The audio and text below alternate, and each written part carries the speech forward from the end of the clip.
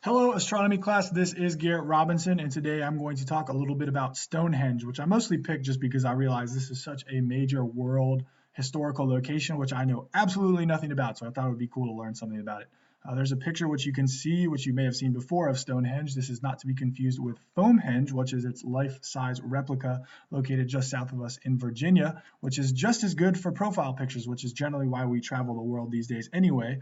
However, if you'd like to see the real one, you have to hop across the pond to Wiltshire, England, which is where Stonehenge has been for a very long time. However, the first time the question was ever asked of why is this here was at least recorded was by a man named John Aubrey in 1666, who from his profile picture there, I suspect he was related to Fabio.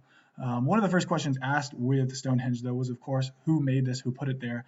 And for a long time, the answer to this question was the Celts, and it must have been during the Iron Age, because they would have been the first people who would have had the technology to build something like this. However, with radiocarbon dating in the 1950s, everyone was very surprised to learn that it was not them. It was built way too early and must have been built during the Neolithic time period, somewhere between 3000 and 2000 BC. So it was way before the Celts and their ancestors. And this kind of made it even crazier because then all of a sudden you have to answer the question of how did they make this during the Stone Age and with Stone Age tools and materials. And the reality is we just aren't sure. There's a lot of different ideas and speculation about how they could have done something like this.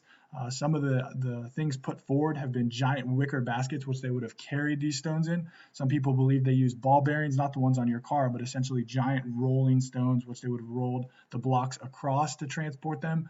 Some people have just put forth a lot of different methods and things that they would have to utilize to be able to build and place these things where they are.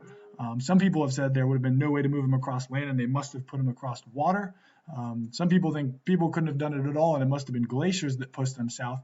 And then lastly, my personal favorite is just harnessing the power of dinosaurs. But even once you get past the question of how, you have to answer the question that our friendly whale here asks of why would they build this? And there's also a lot of speculation surrounding this. Some of the things that people believe is that it's an elite burial site for elite people in society. Other people have thought that it was something that was built to commemorate the unity of the people living in the land at the time.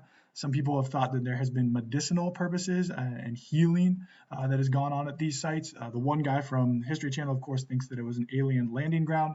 And then there's what we will take a little bit of time to look at, which is the astronomical purposes, which people believe that it was built for. Astronomy is actually one of the first things that people thought, mainly looking at the fact of where the sun lines up during the summer and winter solstice. And the people have gathered there during these time periods for a very long time. So that was one of the clear answers. Even in the 1600s, people believed that.